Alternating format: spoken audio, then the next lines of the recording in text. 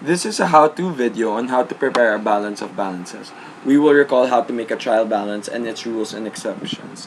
Step 1. Determine whether the account title is asset, liability, capital, income, or expense. If these are our account titles, we have to sort them out one by one. So the asset titles in this accounts are cash, accounts receivable, accumulated depreciation for the tools, the actual tools, and allowance for bad debts. For for liabilities, we have accounts payable. For capital, on the other hand, we have BC Cleta personal and BC Cleta drawing. Income, we have repair fees, and for expense, we have rent. Step 2. Create a header. For the first line, we will have name of business, and if no name is provided, use the owner's name. Second line will be type of trial balance, then third line will be date of trial balance. Step 3. Create a 3-column table, then label each column as account title, debit, and credit. Step 4. Under the account title column, list down all the account titles alphabetically while following LC. So what is LC? Is a term used for us to easily remember how we should arrange a debit and credit accounts. LC stands for assets, liabilities, capital, income, and expense. The debit and credit accounts should follow this arrangement, with assets being the first and expenses being the last. So now you follow LC and write it down alphabetically. Step 5. Place the balances of the account title under debit or credit. Follow the Dre rule.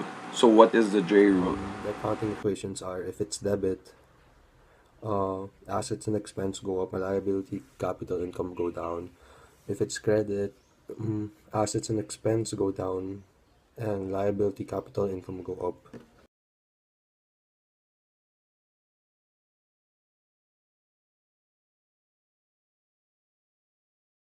How come ABD, accumulated depreciation, and owner's drawing did not follow the Dre rule? As we all know, all capital accounts fall under the credit balance, yet there's a disclaimer to one account, which is the owner's drawing, and the owner's drawing will then fall under the debit balance because you're actually taking money out of the capital. Allowance for bad debts and accumulated depreciation are both contra assets. Therefore, they both fall under credit balance. By definition, a contra asset is a negative asset account that offsets the balance in the asset account with which it is paired. The purpose of a contra asset account is to store a reserve that reduces the balance in the paired account, which was defined by www.accountingtools.com. Step 6. Add the debit column so you can get the total, and add all the credit balances to get the credit total. If you did it correctly, they should be equal, just like the table we did here.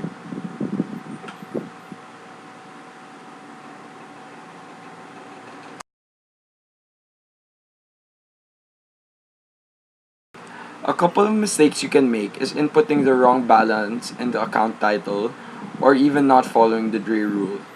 These are mistakes that can cause you to not get an equal amount of total for both debit and credit.